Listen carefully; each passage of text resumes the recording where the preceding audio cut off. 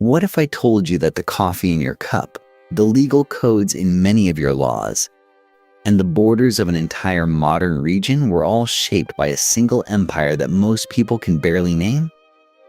The Ottomans ruled for over 600 years across 3 continents, touching the lives of hundreds of millions of people, and they did it while surviving threats that destroyed every other empire of their age.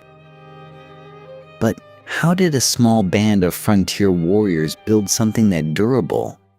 And what kept pulling them back from the edge of extinction? This is the story of history's most resilient empire. The year was 1260. The Mongol storm had already swallowed empires whole. From China to Persia, great civilizations crumbled before the horsemen of the steppe, and in central Anatolia, the once mighty Seljuk Sultanate of Rum was shuddering toward its end. The Battle of Kosadag in 1243 had broken Seljuk power decisively, reducing what had been a proud and sophisticated Islamic state to a vassal trembling beneath the Mongol yoke. Within decades, the Sultanate dissolved entirely, leaving a fractured landscape of small Turkic principalities, each scrambling for survival in the ruins. These principalities were called beyliks, frontier lordships governed by chieftains who owed allegiance to no one with the power to collect it. Northwestern Anatolia, pressed against the dying edge of the Byzantine Empire, became a patchwork of competing ambitions. It was rough country, borderland country, the kind of place where fortune rewarded the bold and punished the timid. Into this world rode Ertugrul, a Turkic tribal leader whose people had drifted westward ahead of the Mongol advance. His son, born somewhere around 1258, would change the world. That son was Osman. Around 1299, a date later generations would mark as the founding moment, Osman declared independence from the decaying Seljuk framework and established his own beylik in the region of Sogat, a modest stretch of territory in Bithynia. To anyone watching at the time, this would have seemed unremarkable. Dozens of similar chieftains were making similar declarations across Anatolia. Why would this one be different? The answer lay partly in geography and partly in something harder to measure. Osman's territory sat directly against the Byzantine frontier, a zone crackling with opportunity for men willing to raid, to fight, and to absorb whoever crossed their path. Byzantine villages, weakened by Constantinople's own political chaos, offered rich targets and, crucially, potential converts and recruits. The frontier was porous, and Osman exploited that porousness masterfully. But territory alone does not explain the Ottoman rise. The early Ottoman warriors understood themselves through the concept of Ghazi, the holy frontier fighter waging war against unbelievers. This identity was magnetic. It drew volunteers, wandering soldiers, and ambitious men from across the Muslim world, all eager to join a cause that promised both spiritual reward and earthly plunder. Osman offered both in generous measure. By the time of his death around 1324, Osman had transformed a small tribal encampment into a genuine political force. The Byzantine city of Bursa would fall to his son Orhan just after his passing, delivering the Ottomans their first major urban center and their first real capital. The frontier beylik had become something more. And the empires that surrounded it had not yet begun to understand what they were dealing with. What does it take to transform a band of raiders into a civilization? For the Ottomans, the answer arrived in 1326, with the fall of a city that had held out against them for nearly a decade. Bursa sat in the shadow of Uludag, a great mountain the ancient Greeks had once called the Mysian Olympus, its snow-capped peak visible for miles across the fertile plains of Bithynia. The city was prosperous, well-fortified, and deeply Byzantine, a place of churches, merchants, and Roman walls that had stood for centuries. Orhan, inheriting his father's ambitions along with his armies, understood that capturing Bursa would mean something beyond simple conquest. It would announce that the Ottomans had arrived as a permanent force. The siege was not a single dramatic assault. It was a slow strangulation. Orhan's forces surrounded Bursa's supply lines, cutting the city off from relief and reinforcement, while Byzantine Constantinople remained too fractured by its own political quarrels to respond effectively. When Bursa finally surrendered in 1326, the city did not fall so much as exhale, yielding to the inevitable after years of isolation. Orhan rode through its gates, not as a looter, but as an administrator in waiting. That distinction mattered enormously. Rather than stripping Bursa bare, Orhan made it his capital, establishing within its walls the first genuine Ottoman institutions. A mint began striking silver coins bearing Orhan's name, a declaration to every merchant and monarch in the region that this was a state with economic legitimacy. Mosques and madrasa rose alongside the city's existing churches. A rudimentary bureaucracy took shape. The Ottomans were not simply accumulating plunder, they were building something meant to last. Orhan also began assembling the early framework of what would eventually become one of history's most sophisticated military systems. He organized paid infantry forces, soldiers who served for wages rather than tribal loyalty alone. This was a quiet revolution. Tribal armies follow their chieftain. Professional armies follow whoever pays and supplies them, which means they can be directed, disciplined, and expanded in ways that no collection of kinsmen ever could be. The Byzantines watched all of this with growing unease. And then, in 1345, they made a decision they would spend the next century regretting. The Byzantine Emperor John VI Cantacuzene, locked in a brutal civil war against a rival claimant, invited Orhan's forces to cross the straits and fight on his behalf. Orhan obliged. He also married one of Cantacuzenos's daughters, binding the two dynasties together in a union that appeared diplomatic and proved catastrophic for Byzantium. The Ottomans now had a foothold in Europe, and they understood its value immediately. When an earthquake shattered the walls of Gallipoli in 1354, Ottoman forces occupied the city before Byzantine administrators could even organize a response. Orhan's son Süleyman oversaw the fortification of Gallipoli, turning a natural disaster into a permanent bridgehead. Europe lay open ahead of them. What had begun as a frontier Belek now straddled two continents. The institutions built in Bursa, the coinage, the professional soldiers, the administrative habits of a functioning state, would all travel westward with the army. The Ottomans had not simply survived the chaos of Anatolia, they had used it as a training ground. The question now was whether the fractured kingdoms of southeastern Europe could organize any response before Ottoman ambitions consumed them entirely. The bridgehead at Gallipoli was never meant to be a destination. It was a door, and beyond it stretched the fractured, quarreling kingdoms of southeastern Europe, ripe for a power that knew how to wait and when to strike. Murad I, who came to power in 1362, was that kind of ruler. Patient, methodical, and possessed of an instinct for what lasting conquest actually required. He understood that raiding produced wealth, but that administration produced empires. And the first great prize of his administration was Adrianople.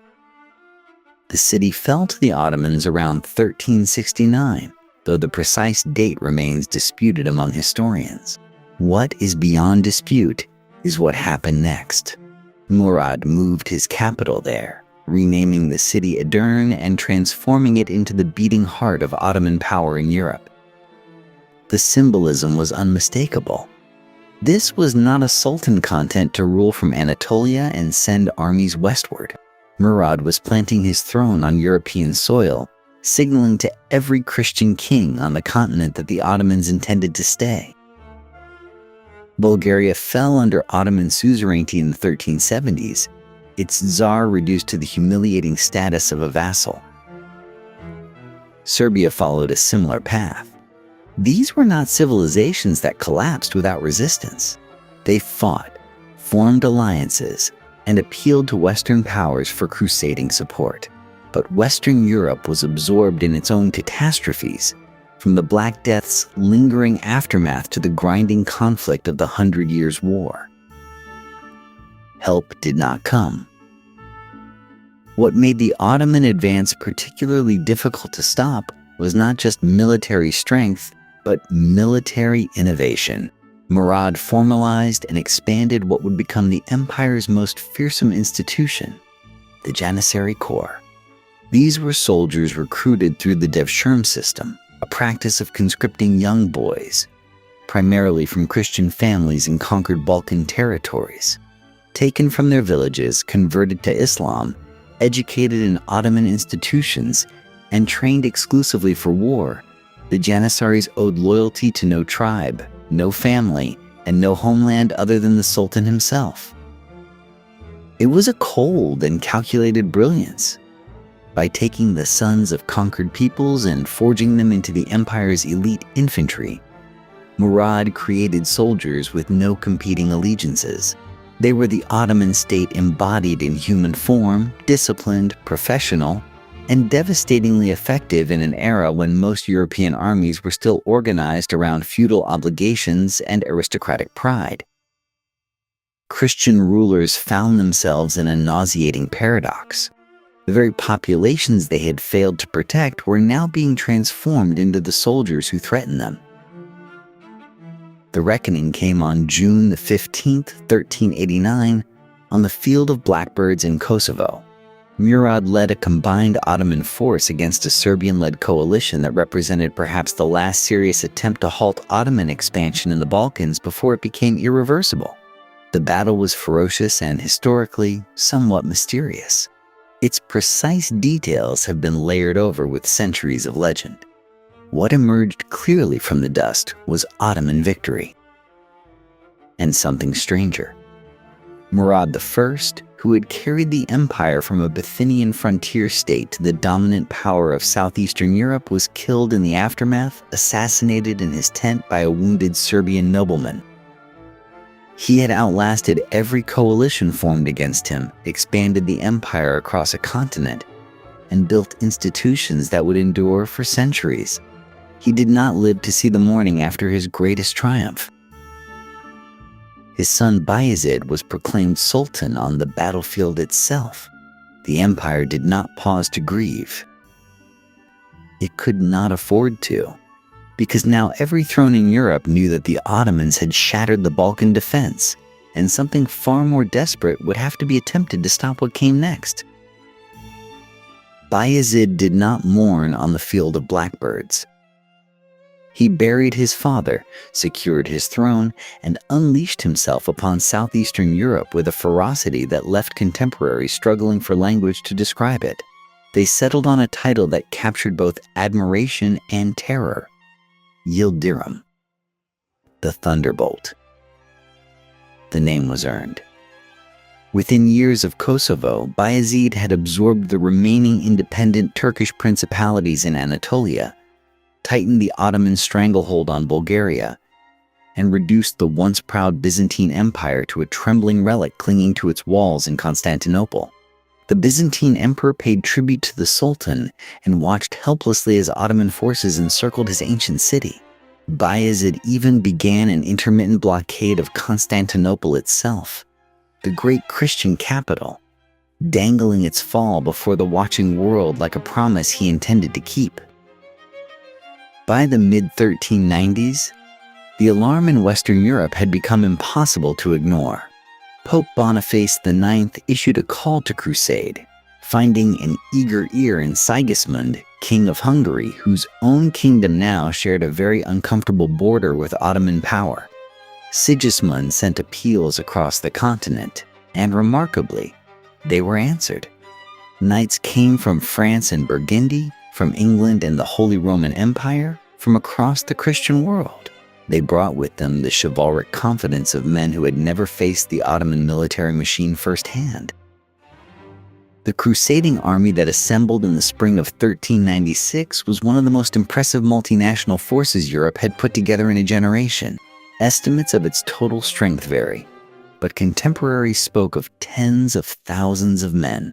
At its heart stood the flower of French and Burgundian knighthood, proud warriors armored in the traditions of their class, contemptuous of tactical caution and hungry for glory. They marched south through Hungary, crossing the Danube and advancing to the fortress city of Nicopolis in what is today northern Bulgaria.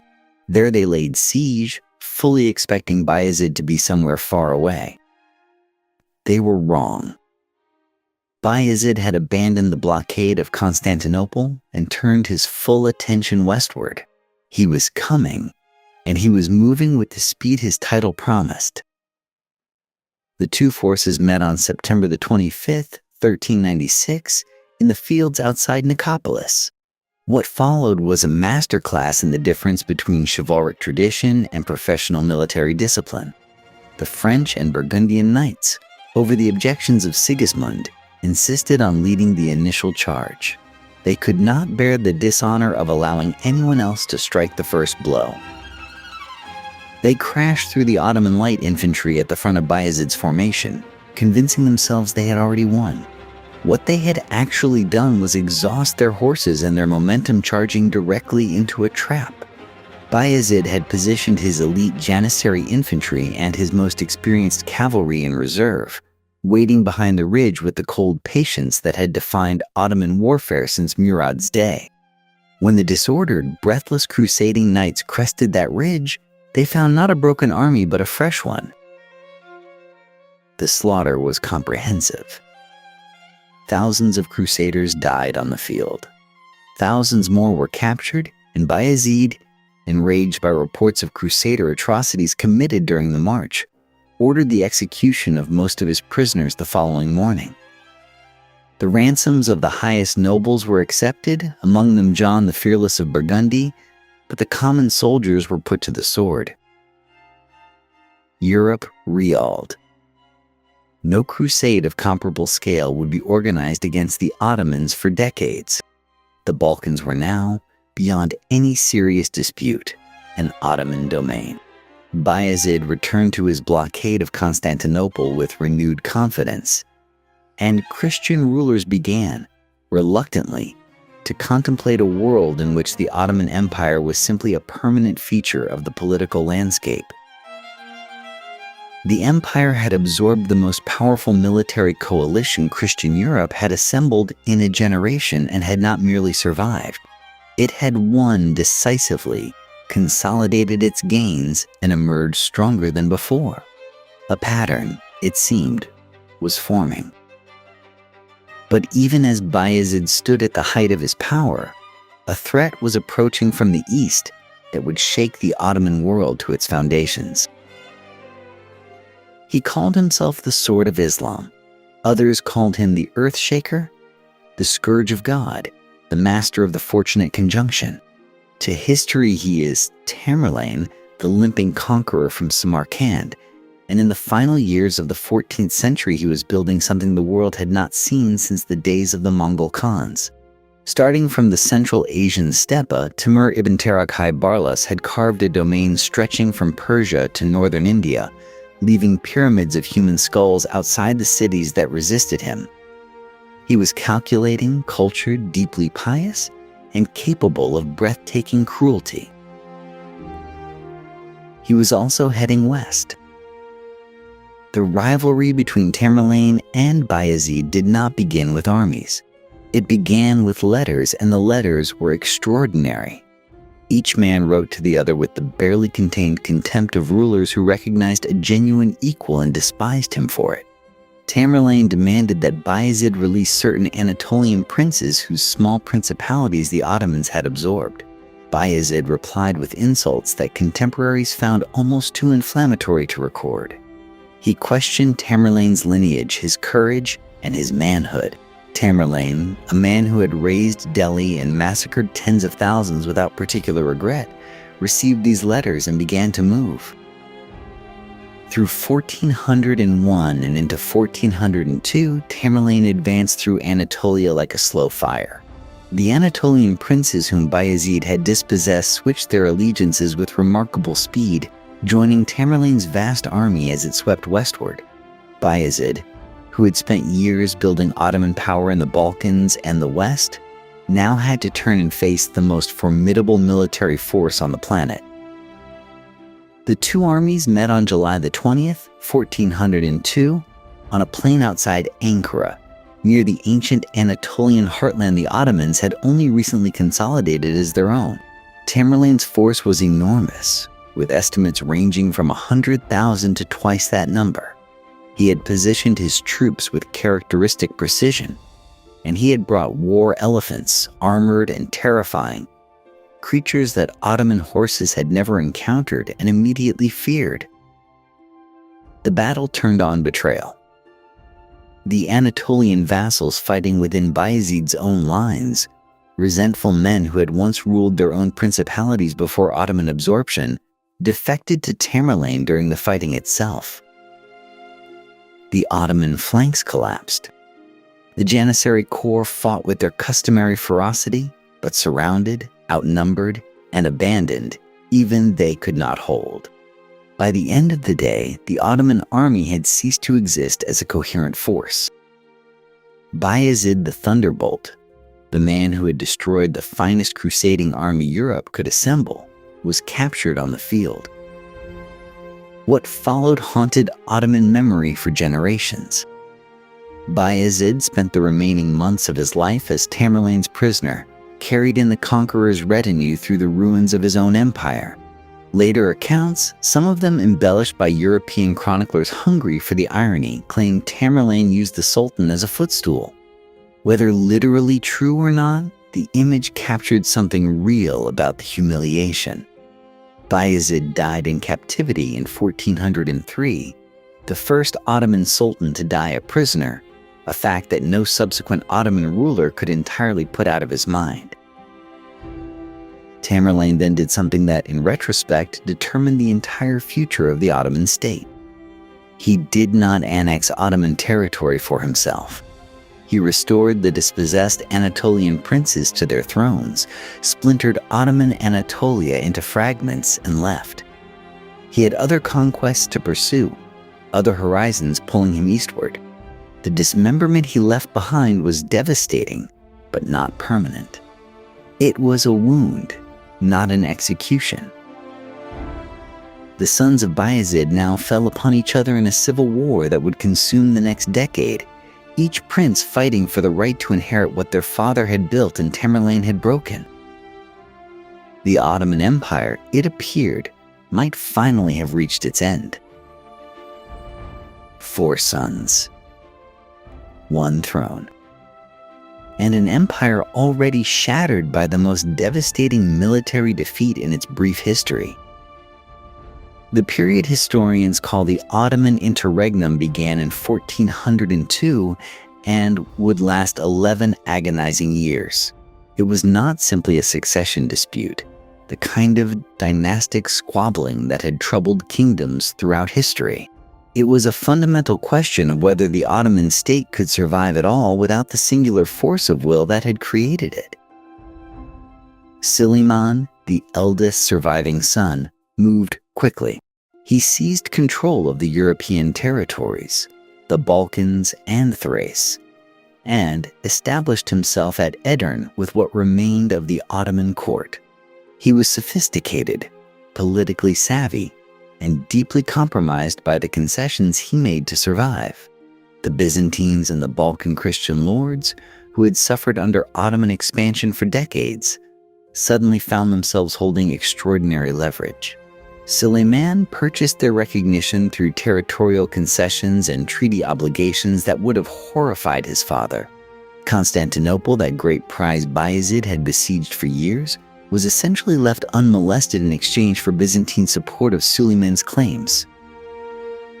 In Anatolia, the picture was even more fragmented.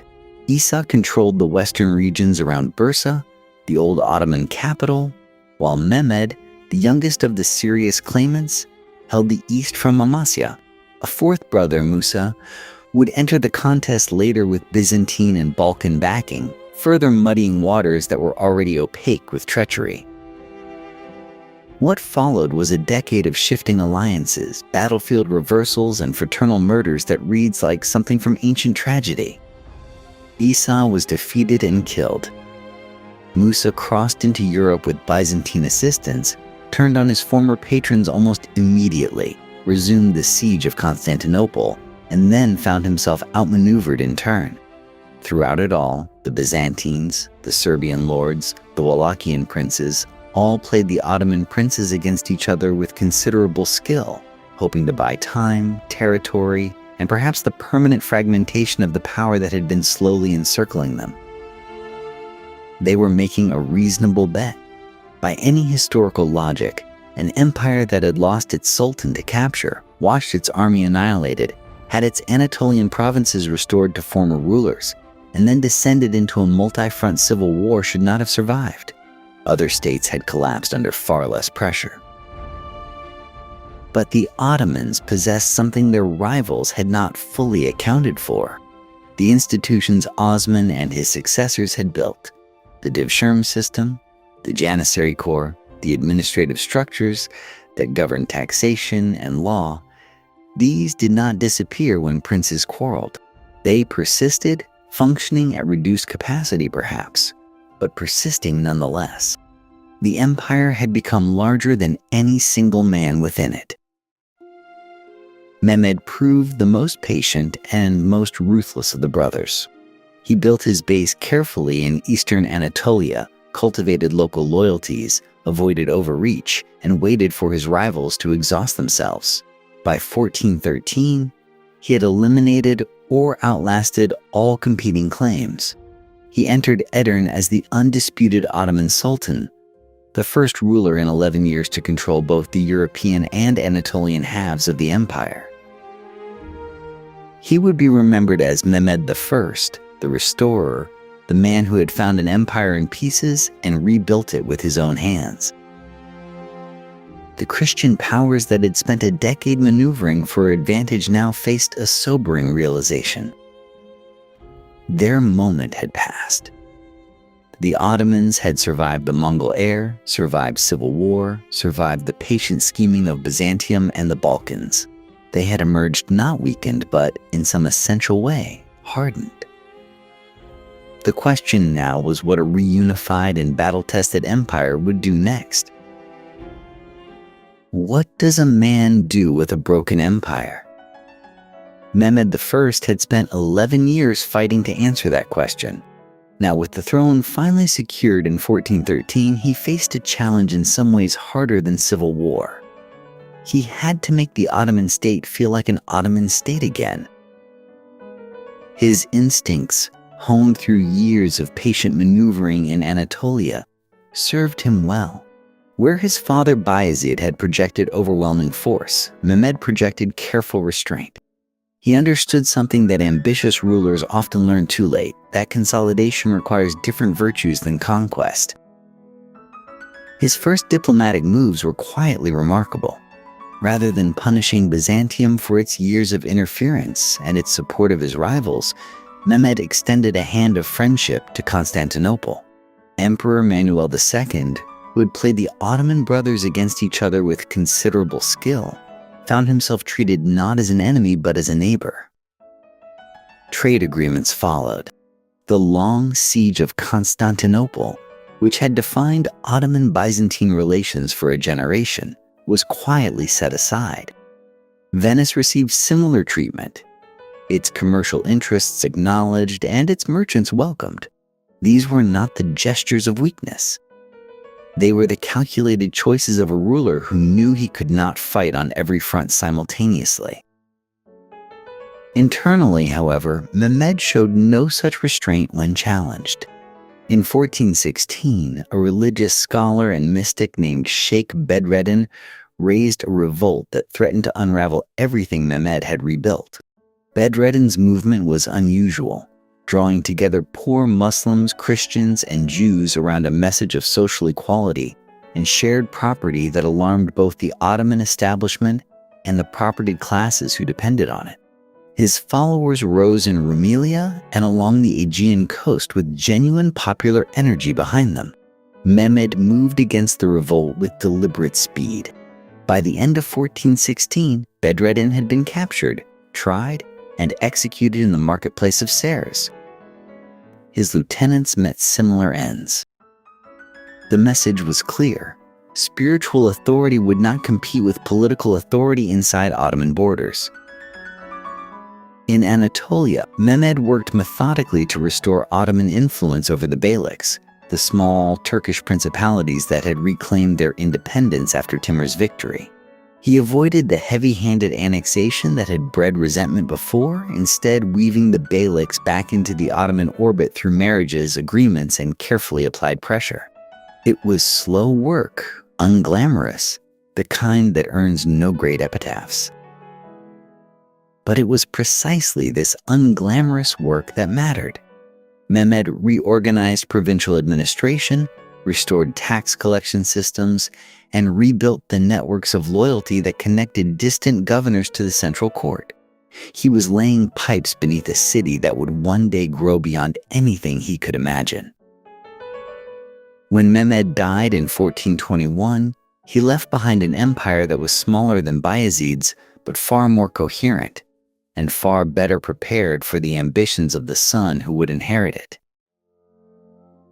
The empire Mehmed I handed to his son in 1421 was stable, but stability, as every Ottoman sultan eventually learned, was never permanent.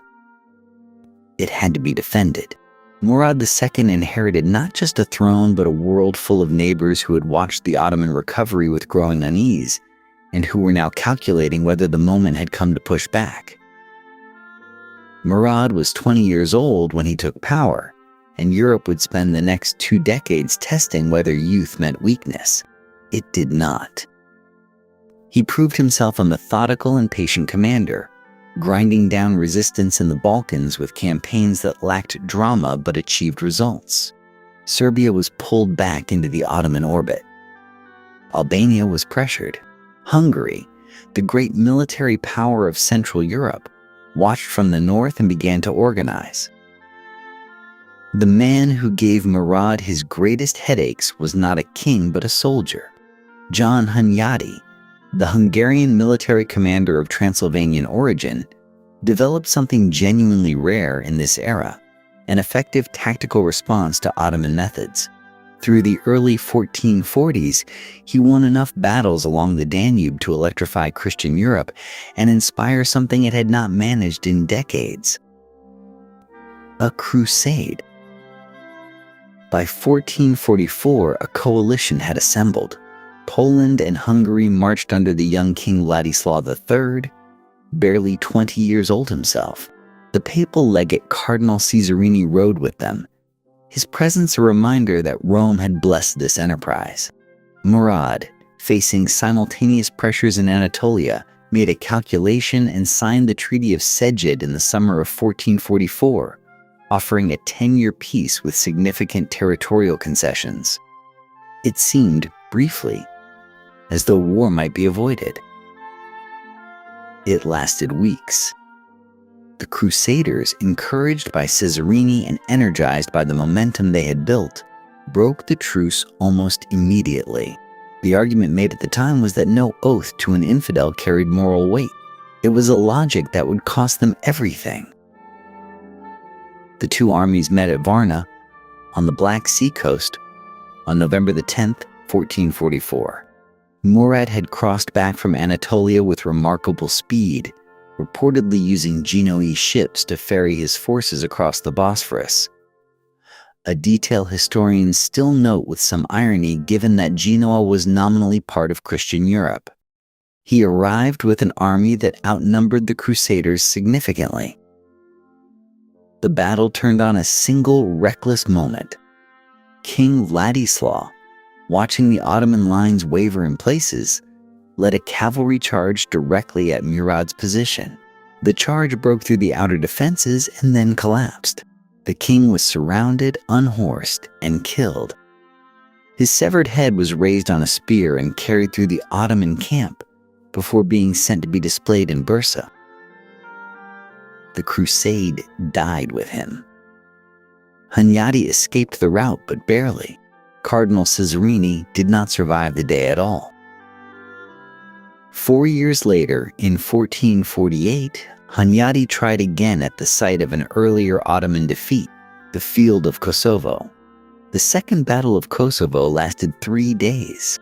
When it ended, the Ottoman position in the Balkans was more secure than it had ever been. Hunyadi retreated northward. He would not attempt another southern campaign. What these 2 defeats revealed was not simply Ottoman military strength, though that was considerable.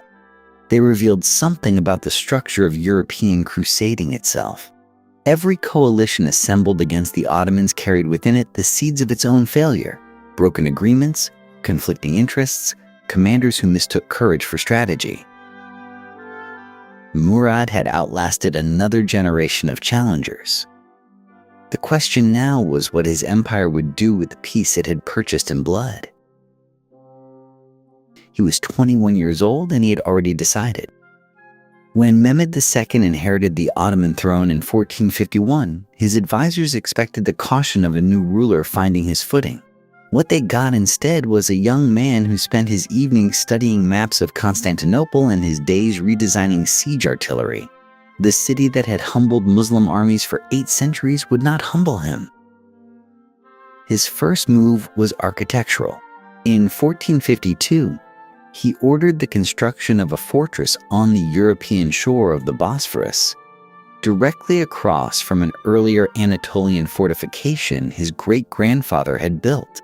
Rumeli Hisar rose in just 4 months, its towers cutting off Byzantine access to Black Sea grain shipments and announcing Ottoman intentions with unmistakable clarity. Constantinople was already strangling before the siege had formally begun. The city that awaited him was a ghost of its former self. Once home to 400,000 people, Constantinople had withered to perhaps 50,000 souls within its ancient walls. The Emperor Constantine XI held court over a shrinking empire that existed more in name and memory than in territory. But the walls themselves remained extraordinary. The Theodosian fortifications, built in the 5th century, stretched nearly 4 miles across the peninsula, triple-layered, massive, and tested by over 20 sieges across 1,000 years. No army had ever broken them from the outside. Mehmed brought something those earlier armies had lacked. A Hungarian engineer named Urban, rebuffed by the cash-strapped Byzantines, had offered his services to the Ottomans instead, and Mehmed accepted with enthusiasm. Urban's great cannon measured 27 feet in length and fired stone balls weighing over 1,200 pounds. It required 60 oxen to move. When it fired, witnesses reported the sound could be heard from miles away. The siege began in early April of 1453. Approximately 80,000 Ottoman troops surrounded the city by land and sea. Inside, Constantine commanded perhaps 7,000 defenders, including a corps of Genoese professionals led by the capable Giovanni Giustiniani. Outnumbered roughly 10 to 1, the defenders held for 53 days through a combination of desperate courage and the simple fact that walls still mattered. Urban's cannon cracked sections of the outer fortifications repeatedly, and repeatedly the defenders worked through the night to repair the damage with timber, earth, and rubble. When Mehmed attempted to force the harbor chain protecting the Golden Horn, his fleet was repulsed. He responded by having his ships dragged overland on greased logs, launching them behind the chain and threatening the harbor walls directly. It was an audacious logistical feat, and it stretched the defenders thinner still. By late May, exhaustion was winning the battle that artillery alone had not. Giustiniani, the spine of the Christian defense, was wounded and evacuated from the walls on the night of May 28th. His departure shattered morale at the worst possible moment. The final assault came before dawn on May 29, 1453. 3 waves of Ottoman attackers struck the walls in sequence, wearing down the defenders with relentless pressure. In the confusion of the assault, a small gate called the Kirkaporta was found unlocked or simply overlooked. Ottoman soldiers poured through. The cry went up that the city had fallen from within, and the defense collapsed. Constantine XI, last emperor of Rome, died in the fighting. His body was never conclusively identified. Mehmed entered the city that afternoon on horseback. He rode to the Hagia Sophia, the great cathedral that had stood for nearly 1,000 years, and ordered it converted immediately into a mosque. The transformation was symbolic and deliberate. He then set about rebuilding a depopulated capital, repopulating it with settlers from across the empire, restoring its markets, and renaming it, over time, Istanbul. A chapter of human history roughly 2,000 years in the making had closed in a single morning. The Roman Empire, in its final Eastern form, was gone. But for the Ottomans, Constantinople was not an ending. It was the foundation of something larger. And what Mehmed built upon it would define the next century of his dynasty's ambitions. Constantinople was a beginning, not a destination. In the years following 1453, Mehmed II moved with the restless energy of a man who believed the world had a shape, and that shape was his to define. The empire he inherited had been a regional power. The empire he intended to leave behind would span 3 continents. Serbia fell first. The Ottomans had been circling it for decades, and after the fall of Constantinople removed any illusion of Christian relief arriving from the east, Serbian resistance became a matter of time rather than outcome. By 1459, the Serbian despotate was absorbed entirely.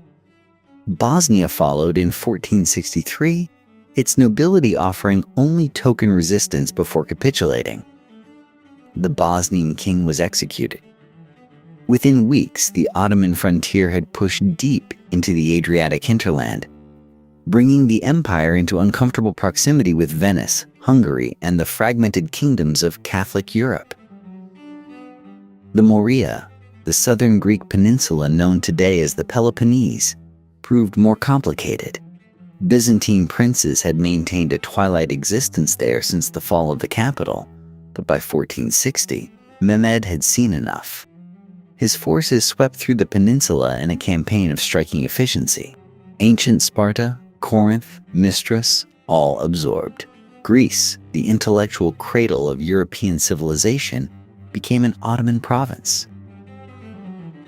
Venice watched all of this with mounting alarm. The Venetian Republic had built its extraordinary wealth on Eastern Mediterranean trade, and Ottoman expansion was systematically closing those arteries. War became inevitable.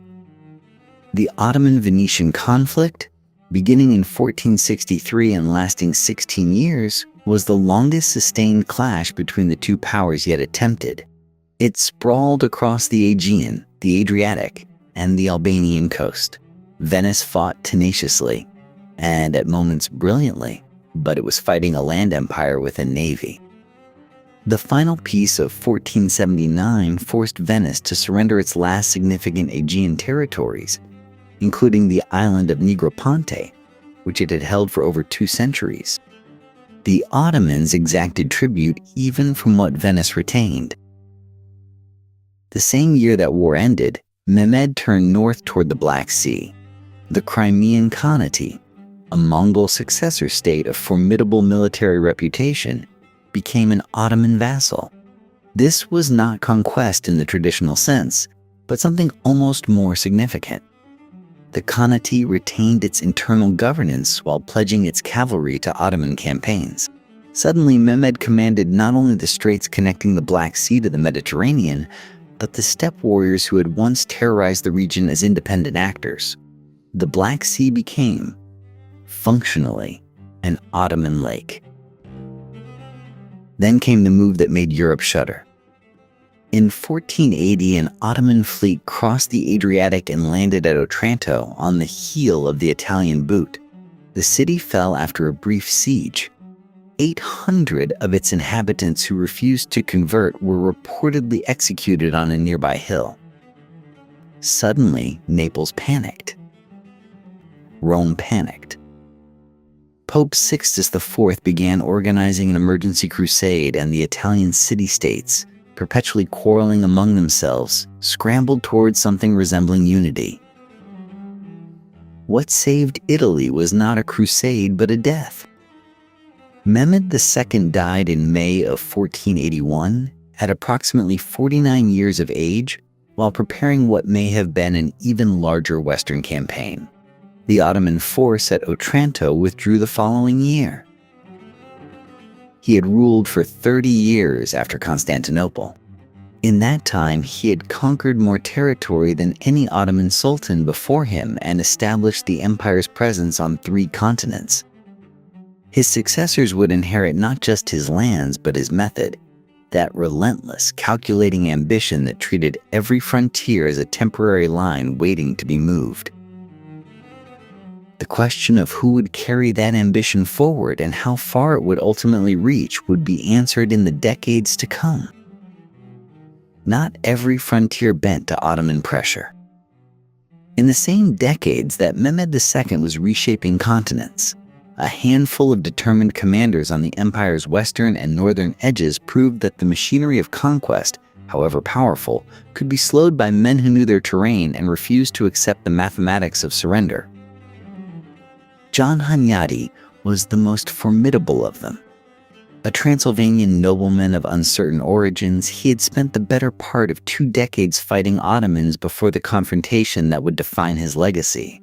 By the summer of 1456, a massive Ottoman force under Mehmed himself was moving toward Belgrade, the fortress city that served as the gateway between the Balkans and the Hungarian heartland. Hunyadi had seen what happened to cities that fell. He had no intention of adding Belgrade to that list.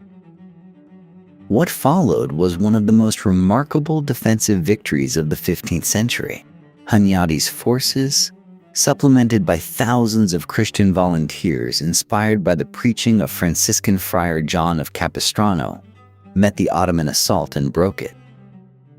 Mehmed, unaccustomed to failure, withdrew. Belgrade held. For 70 more years, it would remain outside Ottoman control, a fact with consequences for all of Central Europe. Hunyadi himself died of plague just weeks after the victory, never knowing how long his achievement would hold the line. In the mountains of Albania, a different kind of war was being fought. George Castrioti, known to his enemies and admirers alike as Skanderbeg, had spent his youth as an Ottoman hostage and military officer before defecting in 1443 and returning to reclaim his homeland. What he built in the Albanian highlands was not a conventional army, but a masterpiece of guerrilla resistance. For 25 years, he used the terrain as a weapon, drawing Ottoman columns into mountain passes where superior numbers meant nothing, striking supply lines and evaporating before counterattacks could land. Ottoman commanders sent against him failed repeatedly. Mehmed himself led campaigns into Albania and came away without a decisive victory. When Skanderbeg died of fever in 1468, the resistance he had organized gradually collapsed, and Albania eventually fell. But he had denied the empire a generation of momentum and become an enduring symbol of defiance. South of Transylvania, in the province of Wallachia, the resistance took a grimmer form. Vlad III, Prince of Wallachia, understood something brutal about the nature of deterrence. In 1462, facing an Ottoman force sent to bring him to heel, he launched a night raid on the Ottoman camp that reportedly killed thousands and nearly reached Mehmed's own tent. When the Ottomans advanced anyway, Vlad left them a landscape designed to break the will of an army. Thousands of Ottoman prisoners and corpses had been impaled on stakes across miles of territory. The Forest of the Dead, as it came to be called, reportedly stopped Mehmed's army cold. The Sultan, a man not known for squeamishness, reportedly turned his forces around. Vlad's methods were monstrous, but they worked, at least temporarily. Taken together, these three men represent something important about Ottoman power in this period. The empire was not unstoppable. It could be bled, delayed, and occasionally repulsed by commanders who understood their own advantages. But the key word was delayed. Hunyadi died and Belgrade eventually fell in 1521. Skanderbeg died and Albania was absorbed. Wallachia remained perpetually contested but never truly free. Individual brilliance could hold a frontier, but not permanently reverse the tide. The real test of Ottoman durability would come not from frontier generals, but from within the empire itself, as Mehmed's death triggered a crisis of succession that would reveal just how fragile the system of imperial power could become. What made the Ottoman Empire outlast its rivals? Not luck, and not simply military force. The answer lies in the machinery underneath, the interlocking systems of governance, recruitment, and social management that kept the empire functioning across centuries while other powers collapsed under their own contradictions. Begin with the land.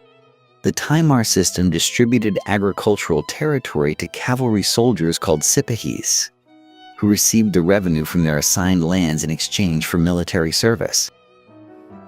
This was not mere feudalism. Ottoman administrators kept meticulous records of every Taimar, ensuring that soldiers reported for duty and that the land remained productive.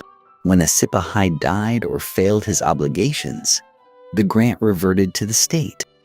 The result was a self-financing military machine that could field tens of thousands of mounted soldiers without bankrupting the central treasury, a problem that crippled many European monarchies trying to compete. Then consider the question of talent. Where did the empire find its administrators, its generals, its grand viziers? Often from an unexpected source.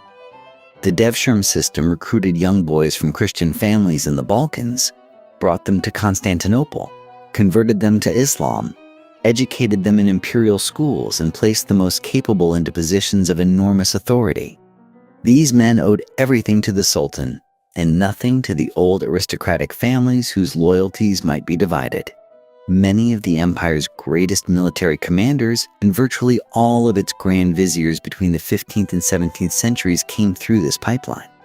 A system that looked, from the outside, like a form of tribute slavery functioned in practice as one of the ancient world's most effective meritocracies. Managing a population that spanned Orthodox Christians, Jews, Armenian Christians, and dozens of other communities required a different kind of genius.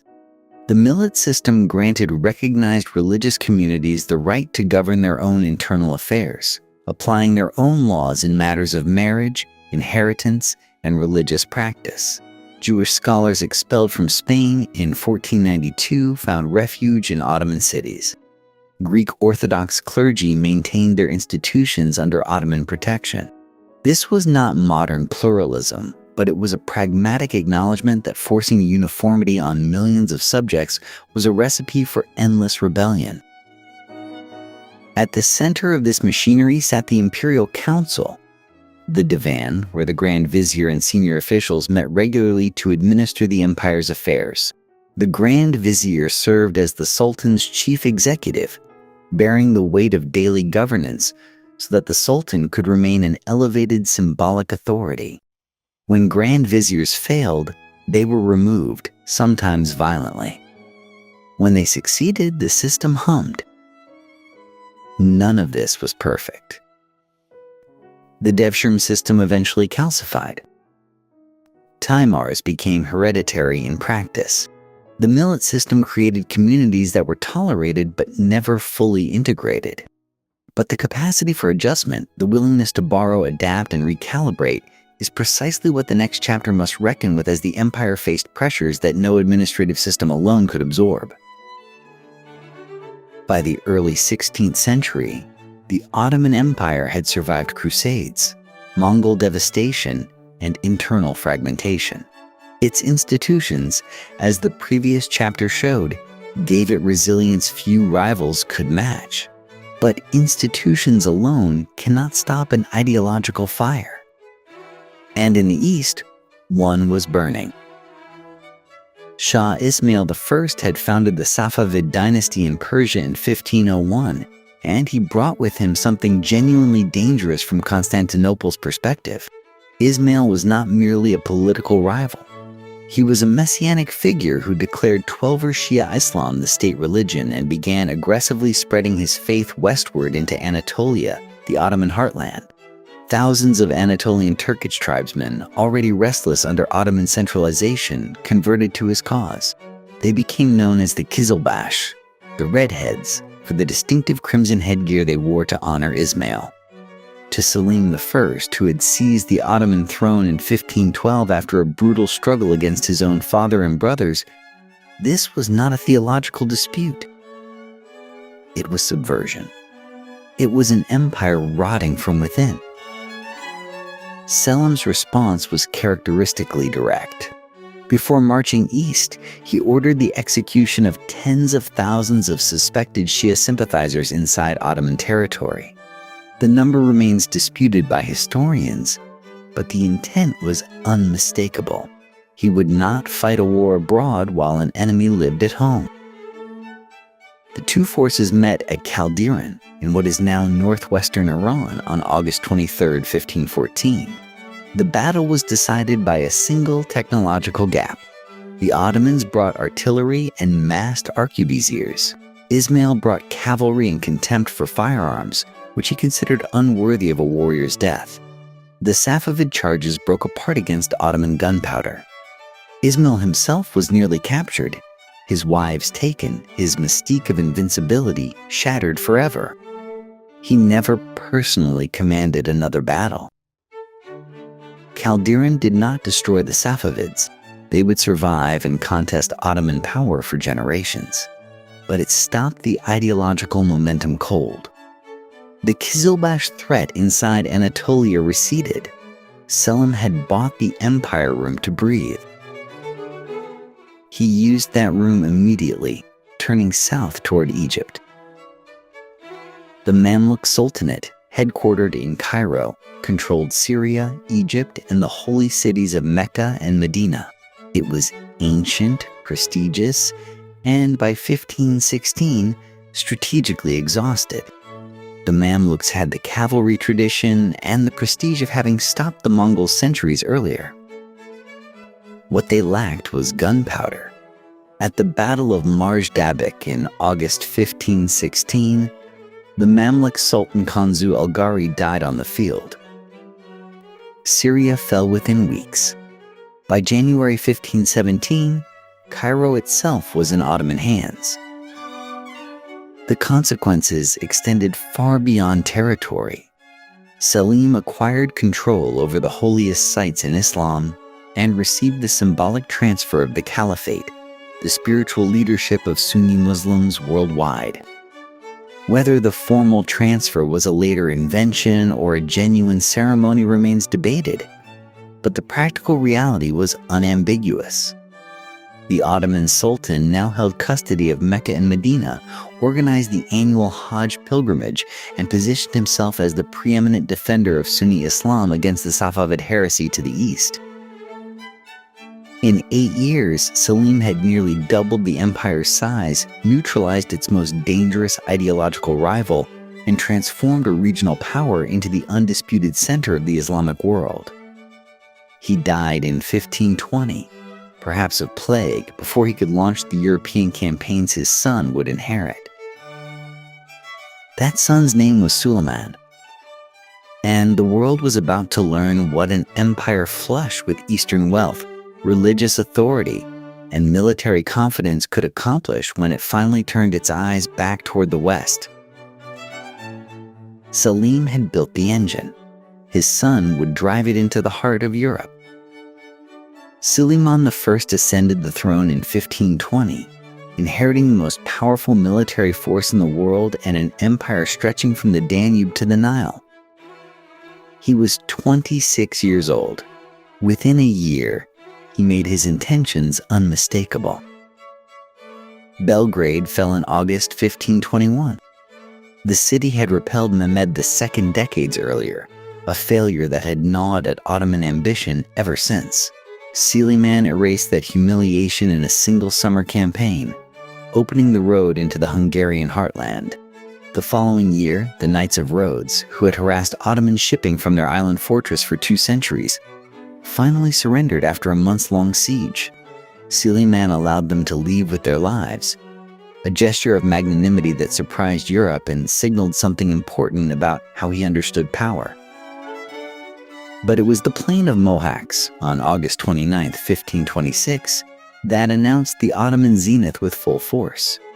King Louis II of Hungary led a Christian army of perhaps 25,000 men against an Ottoman force nearly twice that size. The battle lasted less than 2 hours. Louis II drowned fleeing the field. The Hungarian nobility was shattered. An independent Hungarian kingdom, centuries old, ceased to exist as a political reality in a single afternoon. Central Europe shuddered, and the tremors reached Vienna itself, where Süleyman's forces would appear at the gates just 3 years later. What made Süleyman genuinely remarkable was not simply the scale of his conquests. Other rulers had conquered. What set him apart was his equal commitment to building something lasting inside his borders. He earned a second title in his own lands that history has largely forgotten in the West. Europeans called him the Magnificent. His own subjects called him Kanuni, the lawgiver. Süleyman undertook a systematic codification of Ottoman civil law, the Kanun, bringing it into careful harmony with Islamic Sharia while creating a coherent legal framework for taxation, land tenure, criminal punishment, and commerce. For a multi-ethnic, multi-religious empire spanning 3 continents, this was not a luxury. It was the architecture of survival. Justice, consistently applied, was the mortar holding everything together. The same era produced an explosion of artistic and architectural achievement that transformed Istanbul into the most beautiful city in the world. Chief among its creators was Mimar Sinan, the empire's greatest architect, whose career spanned 50 years and produced more than 300 structures. His masterpiece, the Süleymaniye Mosque, completed in 1557, rose above Istanbul's skyline as a statement of imperial ambition rendered in stone and light. Its cascading domes and 4 soaring minarets drew the eye upward in a way that felt less like architecture than theology made visible. Sinan was still refining his genius into his 80s, producing the Selimiye Mosque in Edirne, which many considered even more technically perfect. Poetry flourished. Ottoman miniature painting reached extraordinary levels of refinement. The imperial court became a destination for scholars, physicians, and artists from across the Islamic world and beyond. Süleyman died in 1566, on campaign in Hungary, never having stopped fighting. He had ruled for 46 years. The empire he left behind was the largest and most sophisticated political organism on earth. But greatness, even the most genuine kind, plants the seeds of its own complications. Süleyman's reign set a standard so towering that every successor would be measured against it and found wanting. The question now was whether the institutions he had refined could outlast the man who had perfected them. The road to Vienna began not in ambition alone, but in geography. Mohacs had broken Hungary. Now a vacuum existed at the center of Europe, and vacuums, in the 16th century, were dangerous invitations. The Habsburgs moved to fill it. Ferdinand I, brother of the Holy Roman Emperor Charles V, claimed the Hungarian throne by right of marriage. Süleyman disputed this claim with the only argument he considered definitive. In the spring of 1529, an Ottoman army of roughly 100,000 men began moving northwest from Istanbul. Their destination was Vienna, the Habsburg seat of power, some 1,500 kilometers away. The logistics alone were staggering. Consider what it meant to move an army that size across the Balkans in an age of rutted roads and wooden bridges. Supply chains stretched impossibly thin. The wheeled artillery, the heavy siege guns that had crushed Belgrade and shattered Christian resistance at Mohacs, bogged down in the autumn mud of the Hungarian plains. Many of the largest cannons never arrived. When the Ottoman vanguard finally appeared before Vienna's walls in late September, they were facing a city defended by fewer than 20,000 men, but they were doing so without their most decisive weapons. Vienna itself had prepared desperately. The defenders, under the command of the 70-year-old Count Nicholas von Salm, demolished suburbs to clear fields of fire, reinforced the medieval walls with earthen banks, and waited. The city's bells had gone silent. The streets smelled of fear and packed earth.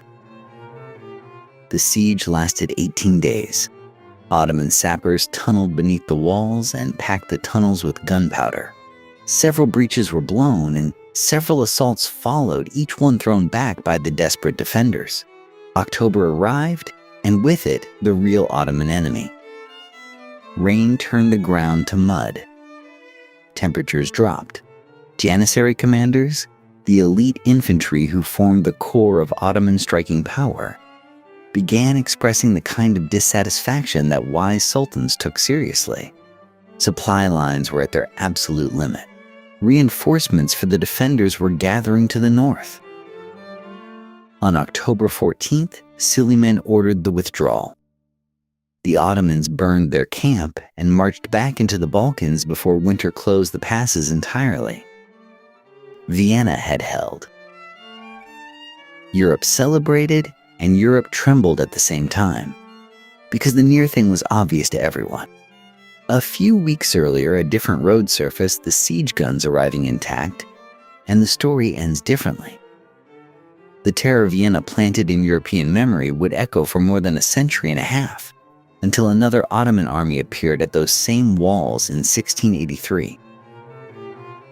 Yet within that same moment of Ottoman aggression, Europe received another shock, one that cut deeper in some ways than military threat. France, the eldest daughter of the Church, the kingdom that styled itself the most Christian of monarchies, had quietly opened diplomatic channels with the Ottoman Sultan. The Franco-Ottoman alliance, formalized through the capitulations of 1536, paired the French crown with the Islamic Empire against their shared Habsburg enemy. Christian solidarity, that great rallying cry of crusading Europe, cracked visibly down the middle. Realpolitik had arrived, dressed in turbans and fleurs de lis together. The alliance shocked contemporaries and fascinated historians ever since. It proved something essential about the Ottoman Empire's place in the world. They were not merely a threat to be repelled. They were a power to be negotiated with, courted even by the crowned heads of Christian Europe. Vienna had not fallen, but the world it anchored had shifted permanently beneath everyone's feet. While Süleyman's armies tested Europe's land frontiers, a different kind of empire was being forged on the water. The Mediterranean in the 16th century was not simply a sea. It was the highway of civilization, the artery through which spices, silk, grain, and gold moved between worlds. Whoever controlled it controlled the pulse of European commerce. And for a remarkable generation, the Ottomans controlled it absolutely.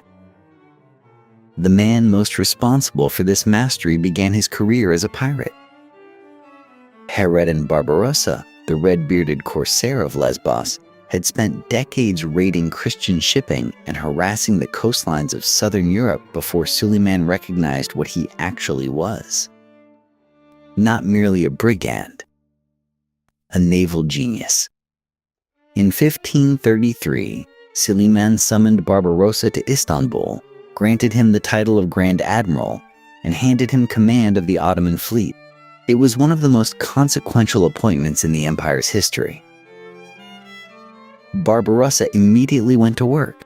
He had already seized Algiers years earlier, offering it to the Ottomans as a base of operations that extended their reach deep into the Western Mediterranean.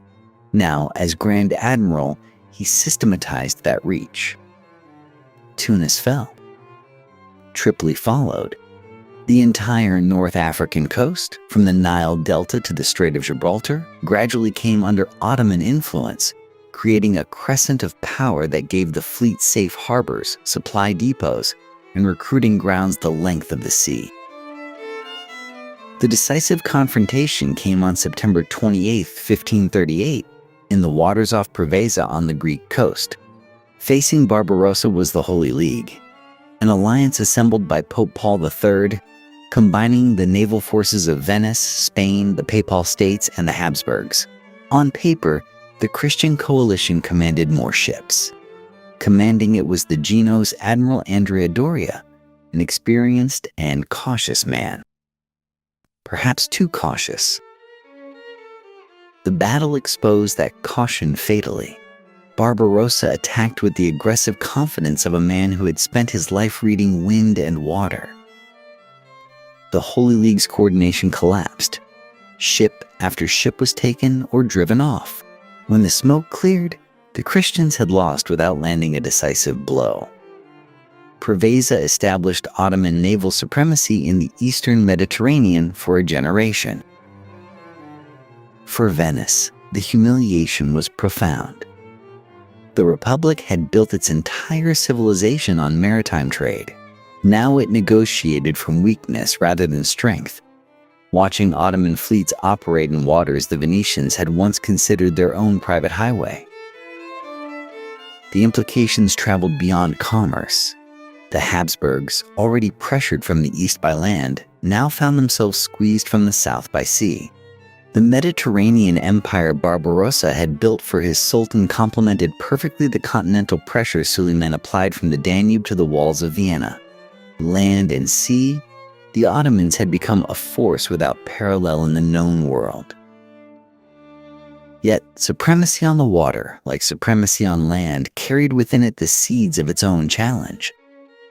That challenge would come, and when it arrived, it would arrive with fire. Every empire that has ever existed has faced the same terrible question. What happens when the ruler dies? For most dynasties, the answer was chaos. Sons fought brothers. Cousins raised armies. Provinces chose sides and burned. The Ottomans watched this pattern destroy their rivals again and again, and they responded with a solution so ruthless it nearly defies comprehension. They made murder into law. Mehmed II codified what had already become uncomfortable practice. Upon the accession of a new sultan, all his brothers, and sometimes their sons, were to be executed, strangled with a silk cord, as tradition held, so that royal blood would not be spilled on the ground. The logic was coldly practical. One claimant meant one empire. Multiple claimants meant civil war, and civil war meant collapse. The Ottomans had seen it happen before and refused to allow it again. This was the price of stability, paid in the lives of princes. Yet even a system designed to eliminate dangerous rivals could be corrupted from within, and the vector of that corruption was sometimes love. Süleyman the Magnificent, the conqueror whose fleets had mastered the Mediterranean and whose armies had shaken the gates of Vienna, met a Ukrainian slave girl sometime in the 1520s. Her name was Roxolana, known to history as Hurrem Sultan. What followed was one of the most extraordinary relationships in Ottoman history. Süleyman freed her, married her legally, and made her his closest confidante. These were violations of established customs so dramatic that observers across Europe took notice. Hurrem was brilliant, politically perceptive, and fiercely devoted to the futures of her own sons.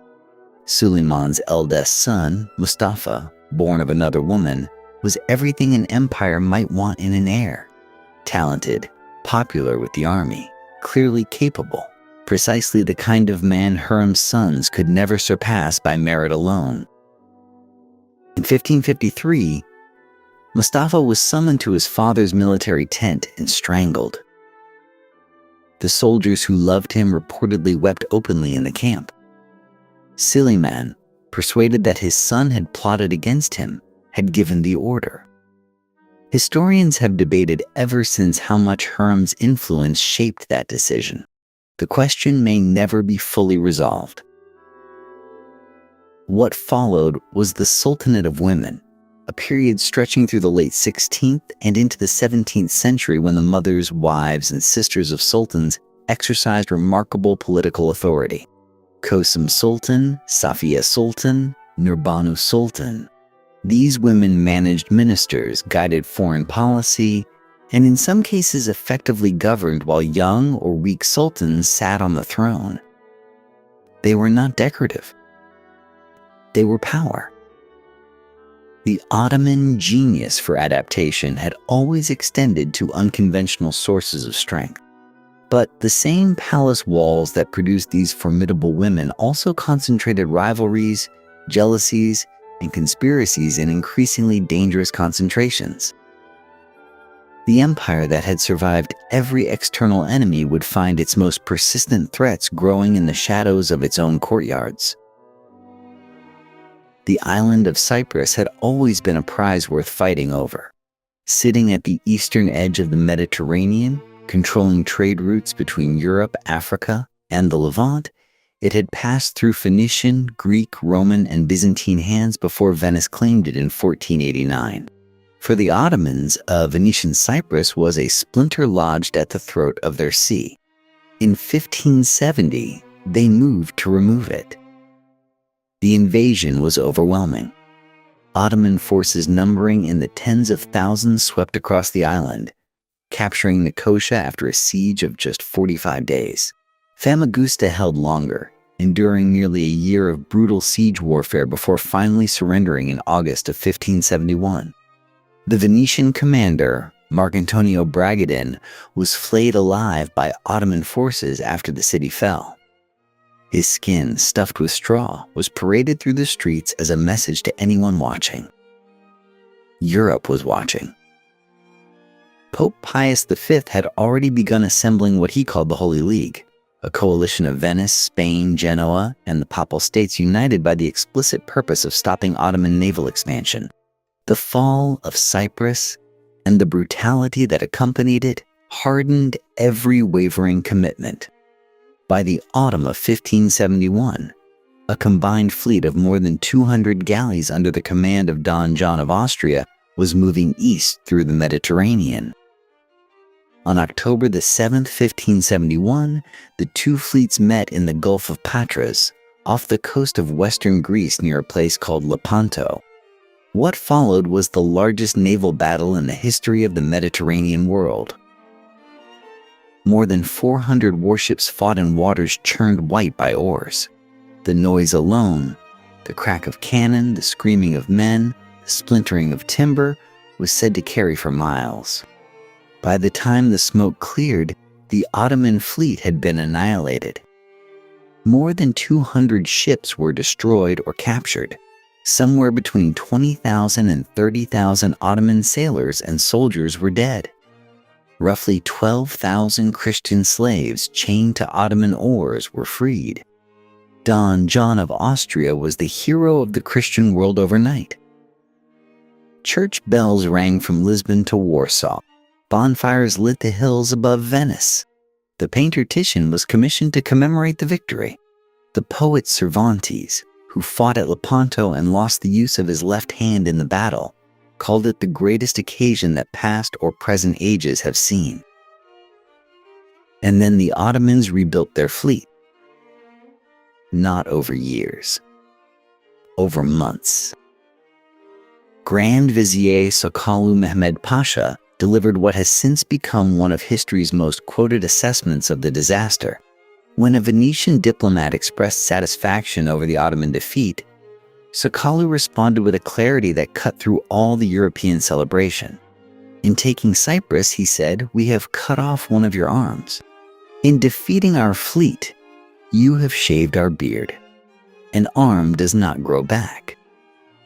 A beard grows back stronger. By the spring of 1572, the Ottomans had launched a new fleet of more than 250 ships. It was larger than the one destroyed at Lepanto. It was not as well equipped or experienced, but it existed, which was the essential point. The Holy League, unable to agree on how to press its advantage, fractured along national interests and accomplished nothing. Spain and Venice reached separate accommodations with Istanbul. The Grand Coalition dissolved.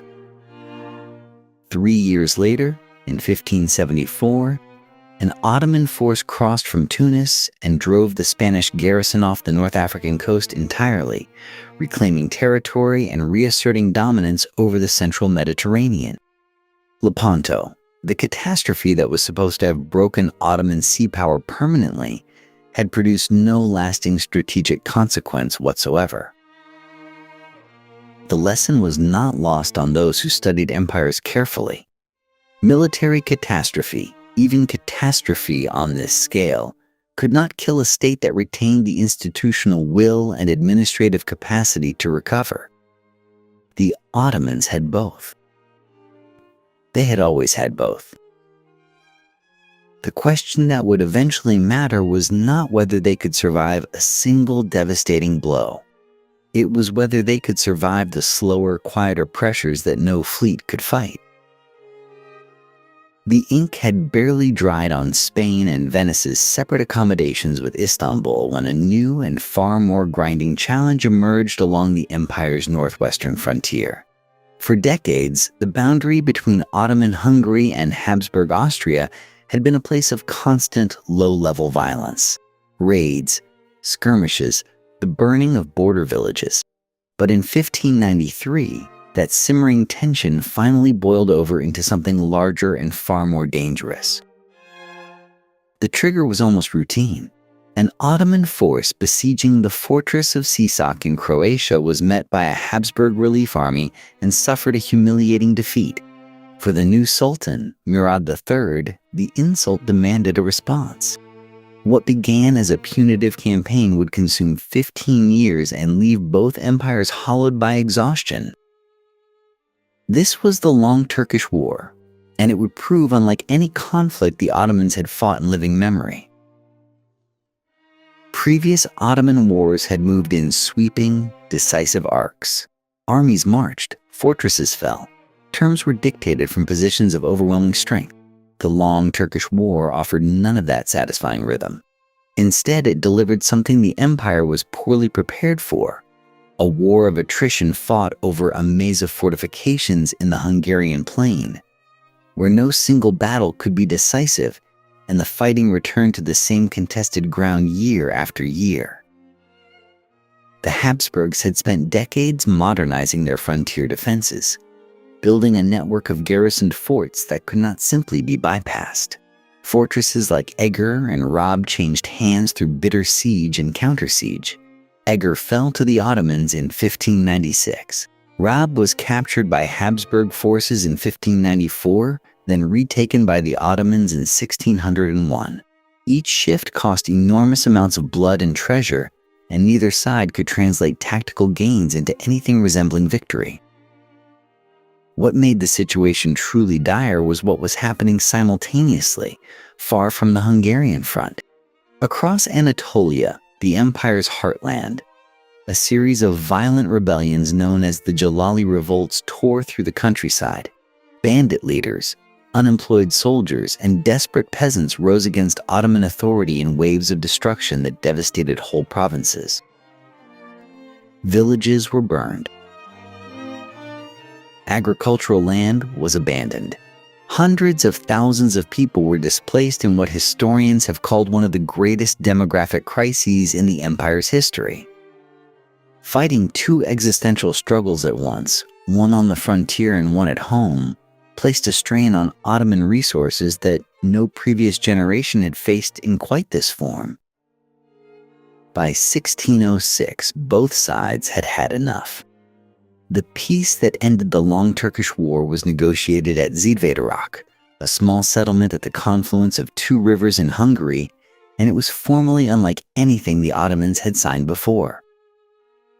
The territorial terms were modest enough. Each side essentially kept what it held. But the symbolic language of the treaty was remarkable. For the first time, the Ottoman Sultan acknowledged the Habsburg Emperor as a genuine equal, granting him the title of emperor rather than the dismissive King of Vienna that Ottoman diplomacy had traditionally used. The annual tribute Hungary had paid to Istanbul was abolished.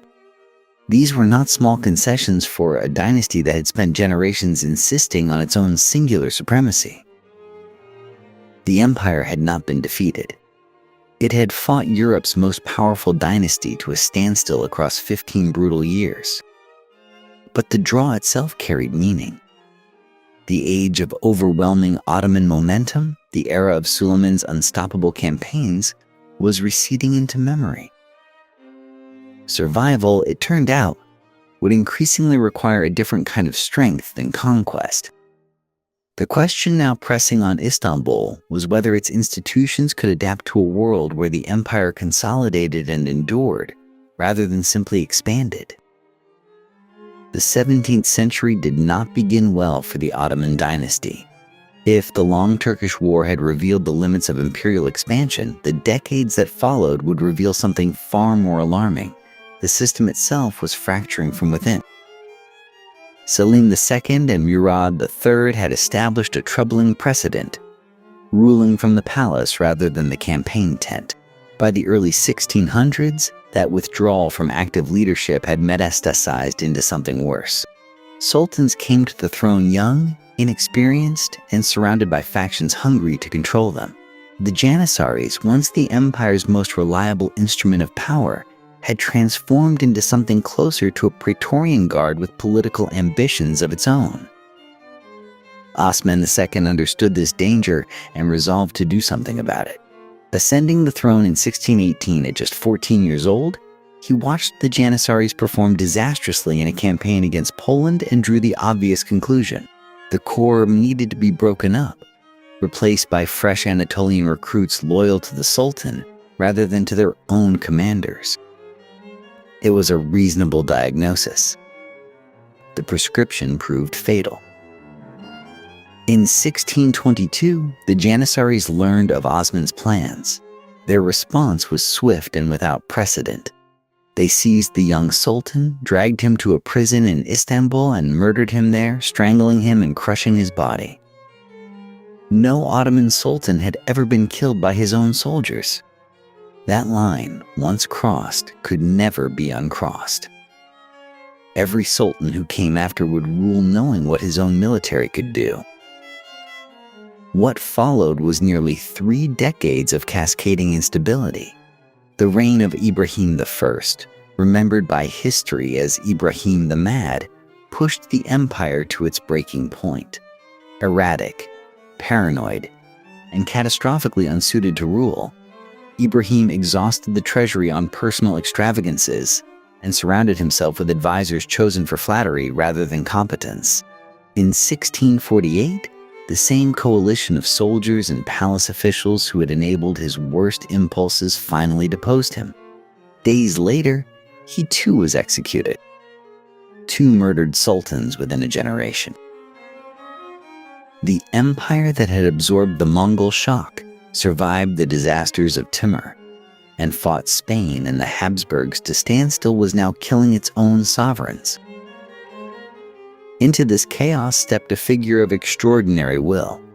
Mehmed Köprülü was appointed Grand Vizier in 1656 at the age of roughly 70, reportedly accepting the position only on the condition that his authority would be absolute and his decisions unchallenged. The Regency government, desperate for anyone who could restore order, agreed. They could hardly have imagined what they were unleashing. Köprülü governed with ferocious efficiency. He executed thousands of officials, soldiers, and provincial rebels, anyone whose loyalty he doubted or whose corruption he could prove. He purged the Janissary leadership, stabilized finances, and began rebuilding the military's capacity for actual warfare. When he died in 1661, he passed the position to his son, Fazil Ahmed, who proved equally capable and rather more sophisticated. Under Fazil Ahmed Köprülü, the empire demonstrated that it could still project power on a grand scale. The island of Crete, which Venice had held for centuries and which Ottoman forces had been besieging since 1645, finally fell in 1669. 21 years of grinding siege warfare ended in Ottoman victory, adding one of the Mediterranean's great prizes to the imperial map. The Köprülü era lasted a generation and accomplished something remarkable. It did not transform the empire's underlying tensions, but it bought time, stabilized institutions, and reminded the world that the Ottoman state possessed reserves of resilience that its enemies persistently underestimated. But the greatest test still lay ahead, waiting just beyond the walls of a European city. The city of Vienna had seen Ottoman armies before. In 1529, Süleyman the Magnificent had camped beneath its walls and withdrawn without taking it, a failure that echoed down the generations. For the Ottomans, Vienna represented unfinished business. For Europe, it represented the line that must never be crossed. In 1683, Grand Vizier Kara Mustafa Pasha decided the moment had finally come to finish it. Kara Mustafa was ambitious in ways that made even his allies nervous. He assembled a force historians estimate at somewhere between 100,000 and 150,000 men, one of the largest armies the empire had ever sent into the field, and marched it toward the Habsburg capital with the confidence of a man who believed history was bending toward him. The Ottoman camp that surrounded Vienna in July of 1683 was a city unto itself, a vast, sprawling constellation of tents stretching across the plain south and west of the walls. The siege lasted 60 days. Inside the city, the Habsburg Emperor Leopold I had already fled, leaving a garrison of roughly 15,000 soldiers under the command of Count Ernst Rüdiger von Starhemberg. Outside, Ottoman engineers dug tunnels beneath the walls, detonating mines that opened breaches the defenders scrambled frantically to plug. The city was starving, its walls crumbling, its defenders exhausted. By early September, Vienna was days from surrender. Then came the sound of cannon fire from the hills to the west. The relief force that arrived on September 11th was a European coalition assembled with unusual speed and unusual unity. King John III Sobieski of Poland commanded roughly 70,000 men drawn from the Holy Roman Empire, Poland, and various German states. They climbed the Kahlenberg Heights overlooking the city in a single night, and at dawn on September 12th launched the largest cavalry charge in recorded history. The Ottoman lines, stretched thin from 2 months of siege operations, collapsed with stunning speed. Kara Mustafa had failed to adequately fortify his rear, a catastrophic oversight. The Polish winged hussars tore through the camp while Habsburg and German infantry pressed from the flanks. Within hours, the Ottoman army was in full retreat, abandoning artillery, supplies, and the imperial treasury. Kara Mustafa fled to Belgrade, where he was strangled on orders from the Sultan that December. The empire rewarded failure in the most direct way possible. The consequences of that single afternoon radiated outward for decades. The Holy League, formed in 1684 under papal sponsorship and uniting Austria, Poland, Venice, and eventually Russia, launched what became known as the Great Turkish War. For 16 years, Ottoman armies absorbed defeats across multiple fronts simultaneously. Belgrade fell. Hungary, held by the Ottomans since 1541, was torn away piece by piece. The reckoning came in January of 1699 at the town of Karlowitz. There, the Ottomans signed a treaty unlike any they had signed before. Previous negotiations had been between relative equals. the empire conceding nothing it could not afford to lose. Karlowitz was different. The Ottomans surrendered Hungary, Transylvania, and large portions of the Balkans to Austria. Podolia went to Poland. The Peloponnese went to Venice. The losses were staggering, both in territory and in the psychological weight they carried. For the first time since the empire's earliest centuries, the Ottomans were not the advancing power. They were the retreating one. Yet retreat is not the same as collapse, a distinction Europe would repeatedly fail to appreciate. The same institutional resilience that had survived the chaos of the 17th century was already at work, adapting, recalculating, and searching for a new equilibrium. The question was no longer whether the empire could conquer more of Europe. The question was whether it could survive what Europe was becoming. The Treaty of Karlowitz had exposed something the empire's enemies had long suspected but never quite proven. The Ottomans could be pushed back. And nowhere was that lesson absorbed more hungrily than in the frozen north, where a young czar was in the process of remaking an entire civilization by sheer force of will. Peter the Great was not a man who operated on a small scale. Standing nearly 7 feet tall, possessed of an almost manic energy, he looked at Russia in the 1690s and saw a backward kingdom that needed to become an empire. To do that, he needed water. He needed ports. And the most promising route to warm water access ran directly through Ottoman territory. In 1696, Peter's forces captured the fortress of Azov at the mouth of the Don River, the first significant Russian military victory over the Ottomans. It was a modest acquisition in geographic terms, but its meaning was enormous.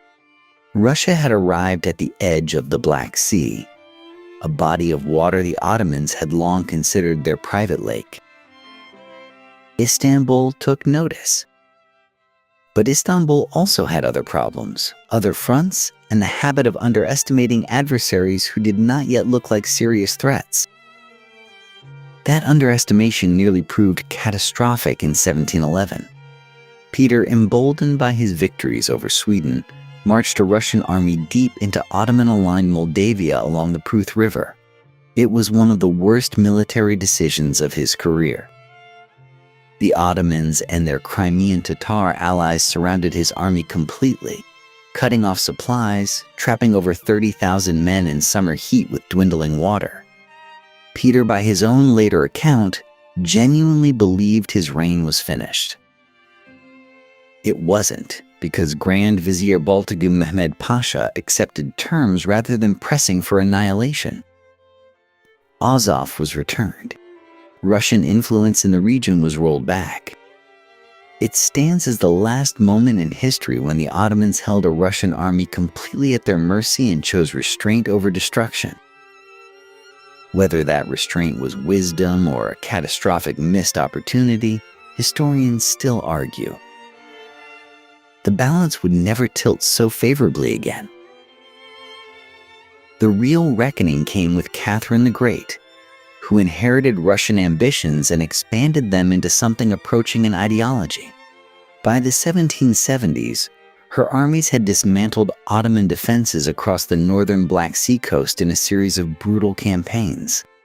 The peace that followed, signed at Küçük-Kaynarca in 1774, marked a turning point as significant as Karlowitz had been 7 decades earlier. The treaty did more than transfer territory.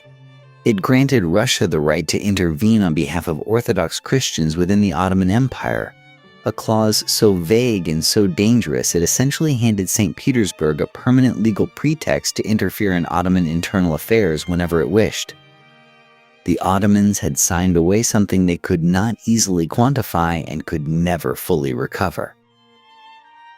Catherine herself imagined going much further. Her so-called Greek project envisioned the complete dismemberment of the Ottoman Empire and the restoration of a Christian Greek state in Constantinople, with her own grandson, conveniently named Constantine, installed on a reconstituted Byzantine throne. The project never came to fruition. But its existence revealed how completely the strategic conversation had shifted. European powers were no longer debating whether to stop Ottoman expansion. They were debating how to divide Ottoman territory among themselves. The empire that had once made Europe tremble had become, in the minds of its enemies, something to be carved up at the appropriate moment. The only question was whether the Ottomans themselves had anything to say about that. As the 18th century closed, the answer to that question remained stubbornly unresolved, and the forces of internal reform were beginning to stir. They had a name for it, whispered in European foreign ministries with a mixture of contempt and nervous calculation. The sick man of Europe. Tsar Nicholas I of Russia coined the phrase in 1853, and it spread quickly because it captured something that felt undeniably true. The Ottoman Empire was hemorrhaging territory, losing credibility, and struggling to hold together a vast, multi-ethnic state in an age that increasingly favored the nation over the empire. But sick men sometimes refused to die. The first serious attempt at a cure came from Sultan Selim III, who looked at the military disasters of the late 1700s and reached an uncomfortable conclusion. The problem was not strategy or resources. The problem was the Janissaries. Once the most feared infantry force in the world, the Janissary Corps had calcified over the centuries into something closer to a hereditary guild than a fighting force, more interested in protecting its privileges than defending the empire. Selim attempted to build an entirely new army alongside them, the Nizam-i-Sedid, trained on European principles and loyal to the Sultan rather than to entrenched tradition. The Janissaries answered with revolution. In 1807, they rose against Selim, deposed him, and within a year had him strangled in his own palace. Reform, it seemed, had its price. But the empire could not afford to stop.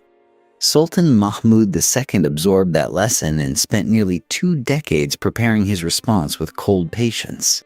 On the 15th of June, 1826, with loyal troops positioned and cannons aimed at the Janissary barracks in Istanbul, he gave the order. The corps that had defined Ottoman military power for 5 centuries was destroyed in a single day of fire and blood. Mahmud called it the auspicious incident. His enemies called it a massacre. It was, in all likelihood, both. Even as Mahmud was consolidating power through force, the empire's edges were dissolving. The Greek War of Independence, which erupted in 1821, became a catastrophe that no amount of domestic reform could contain. Greek rebels, supported by romantic European volunteers and, critically, by the naval intervention of Britain, France, and Russia at the Battle of Navarino in 1827, broke Ottoman control of southern Greece completely. By 1830, Greece was an independent nation. A piece of the empire's oldest European heartland was simply gone. What followed was the Tanzimat, meaning reorganization, a reform era stretching from 1839 to 1876 that attempted to remake the Ottoman state from the inside out. New legal codes, secular courts, guarantees of equality for non-Muslim subjects, a modern banking system, telegraph lines stretching across Anatolia.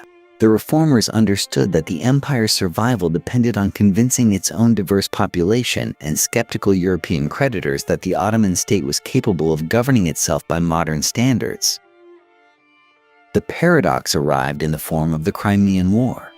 When Russia moved to expand its influence into Ottoman territory in 1853, Britain and France rushed to Istanbul's defense, not out of affection for the Ottomans but out of terror at Russian expansion.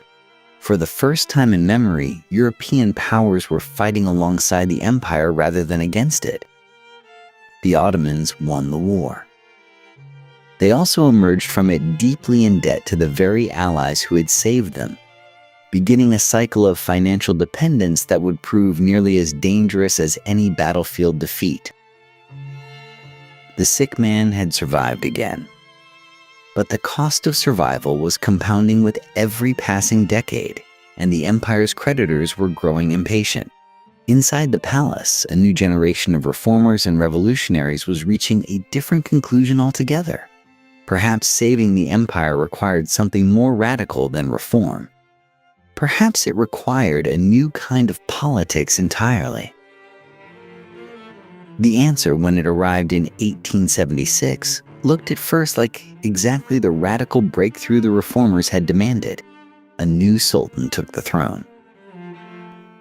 A constitution was proclaimed. An elected parliament convened in Istanbul for the first time in the empire's history. For a brief, electric moment, it seemed possible that the Ottoman state might genuinely transform itself into something the European powers could no longer dismiss. That moment lasted 14 months. What destroyed it was a war the Ottomans could not afford to lose.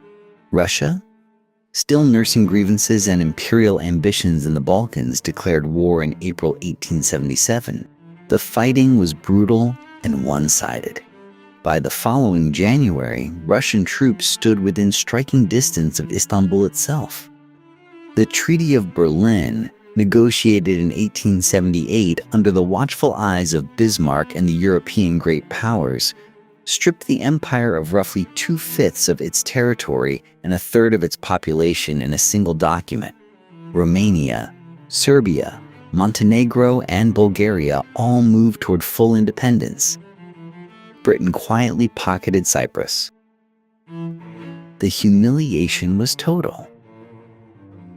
Sultan Abdülhamid II had watched all of this unfold, and he drew conclusions that would define the next 3 decades. Parliament, he decided, was a luxury a wounded empire could not afford. He suspended it in 1878 and would not allow it to reconvene for 30 years. The constitution remained technically on paper, never formally abolished, simply set aside like furniture covered in cloth. What Abdülhamid built in its place was something more intricate than simple tyranny. He constructed an elaborate network of spies and informants that reached into coffeehouses, military barracks, and foreign embassies. He expanded the telegraph system specifically because it allowed him to monitor and control provincial governors directly from the palace at Yildiz, bypassing the traditional bureaucratic layers that had always diluted central authority. Railways stitched together distant corners of Anatolia and Arabia, moving troops and trade, but also broadcasting the undeniable reality of Ottoman sovereignty across territories that European powers quietly assumed were already lost. His most ambitious tool was ideological. Abdülhamid elevated the Ottoman Sultan's ancient title of Caliph, leader of the world's Muslims, into a living instrument of foreign policy. Pan-Islamism sent a pointed message to Britain, France, and Russia, each of whom ruled over tens of millions of Muslim subjects. Any move to dismember the Ottoman Empire risked awakening that entire population. It was deterrence built not from battleships but from religious solidarity. European observers mocked him as the Red Sultan, fixating on the repression. They largely missed the strategy underneath it. Abdülhamid was not trying to modernize the empire into something European powers would respect.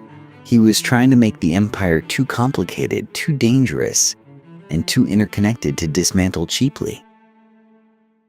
Whether that gamble could hold, however, depended entirely on whether the Sultan could control the forces rising within his own borders. The forces Abdülhamid had spent 30 years suppressing finally broke through in the summer of 1908. Young military officers organized under the Committee of Union and Progress, the movement Europeans called the Young Turks, marched on Istanbul and forced the Sultan to restore the suspended constitution. Crowds poured into the streets of the capital. Greeks, Armenians, Jews, and Turks embraced one another in the squares, celebrating what felt like a new Ottoman dawn. Within 5 years, nearly everything those crowds had celebrated would be ashes. The Balkan Wars of 1912 and 1913 delivered the killing blow to Ottoman Europe. Bulgaria, Serbia, Greece, and Montenegro coordinated attacks from multiple directions simultaneously, and the Ottoman military, despite its young Turk leadership, collapsed with shocking speed. In the span of a few months, the empire lost Macedonia, Thrace, and Albania, territories held for 5 centuries. When the guns fell silent, the Ottomans retained barely a foothold in Europe, a thin strip of land around Edirne and Istanbul itself. 6 centuries of conquest in the West, gone in 2 years. The young Turk leadership drew a desperate conclusion from this catastrophe. They needed a great power ally, and they needed one immediately. When the First World War ignited in August 1914, the Committee of Union and Progress secretly aligned the empire with Germany and the Austro-Hungarian bloc. It was a gamble on backing the winning side. It was the final miscalculation. Ottoman armies fought on multiple fronts simultaneously, and the strain was impossible to sustain. At Gallipoli in 1915, Ottoman forces under Mustafa Kemal successfully repelled a massive Allied naval and land assault, one of the few genuine Ottoman victories of the war. The name Gallipoli would echo through history. But victories on one front could not compensate for disintegration everywhere else. In 1916, Sharif Hussein of Mecca launched the Arab Revolt, coordinated with British support and immortalized by the adventurer T.E. Lawrence. Arab fighters severed Ottoman supply lines across the Hejaz and Syria, unraveling the southern empire from within. British forces under General Allenby took Jerusalem in December 1917, and Damascus fell in October 1918. The Middle Eastern fronts did not simply collapse. They evaporated. On October 30th, 1918, Ottoman representatives signed the Armistice of Mudros aboard a British warship in the Aegean. The fighting was over. Allied warships sailed into Istanbul harbor the following month. The empire that had absorbed the Mongols, outlasted Tamerlane, survived Lepanto, and frustrated Napoleon now lay partitioned under foreign occupation. 6 centuries of defiance had finally met an enemy it could not absorb, outlast, or outmaneuver. Not one army, but the combined weight of modernity, nationalism, and total industrial war converging at once. What came next, however, was not the empire's burial. In the ruins, one of its own officers was already building something new. That officer was Mustafa Kemal, and what he built in the ruins would become the Ottoman Empire's final and probable act of survival. When Allied forces carved up Anatolia under the Treaty of Sèvres in 1920, they assumed the matter was settled. Greece received vast stretches of western Anatolia. Armenia was granted an independent state in the east. French and Italian zones of influence divided what remained. The Ottomans, reduced to a rump state around Istanbul, were expected to accept their diminishment quietly. They did not. Kemal organized resistance from the Anatolian interior, rallying what remained of the Ottoman military officer class around a single idea: Turkey for the Turks. Between 1919 and 1922, his nationalist forces fought a grinding war against Greek, Armenian, and French armies simultaneously. It was, in miniature, the same story the Ottomans had been living for 6 centuries. Outnumbered, surrounded, given up for dead, and refusing to cooperate with their own extinction. By September of 1922, the Greek military presence in Anatolia had been shattered. The Treaty of Lausanne in 1923 ratified what the battlefield had decided, establishing the Republic of Turkey within borders Kemal's armies had bled to secure. Then Kemal did something no Ottoman sultan ever had. He abolished the Sultanate in November of 1922 and the Caliphate itself in March of 1924. Institutions that had defined Islamic political authority for centuries were extinguished by a man who had served the empire his entire career. The Ottoman dynasty went into exile. The 6th century experiment was formally over. But was it really over? The legacy proved impossible to bury. The borders of modern Iraq, Syria, Lebanon, and Jordan were drawn over the skeleton of Ottoman provincial administration. The sectarian tensions fracturing those same countries today follow fault lines the Ottomans managed, imperfectly but effectively, for generations. In the Balkans, the Orthodox and Muslim communities who once coexisted under Ottoman rule found themselves suddenly sorted into hostile nation-states. The consequences are still being negotiated. Modern Turkey itself remains, in many ways, the empire's most direct inheritance, a secular republic built from Ottoman institutions, Ottoman military traditions, and Ottoman territorial ambitions, still wrestling with questions about its identity that the empire never fully resolved either. So what made the Ottomans so impossibly resilient for so long? The answer lies in 3 consistent habits. They adapted their institutions rather than preserving them in amber. They chose pragmatic diplomacy over ideological purity, allying with Christians when necessary, absorbing enemies when possible, and they continuously reformed their military, from the Janissaries to the Nizam-i-Sedid to Kemal's nationalist brigades. Empires die when they stop adapting. The Ottomans adapted for 600 years. And when the empire finally fell, even that fall produced a nation-state that has outlasted most of the powers that destroyed it. Some things refuse to be finished. 6 centuries of survival, adaptation, and defiance left a mark on history that no conqueror could ever fully erase. Subscribe for more stories of the empires that shaped our world.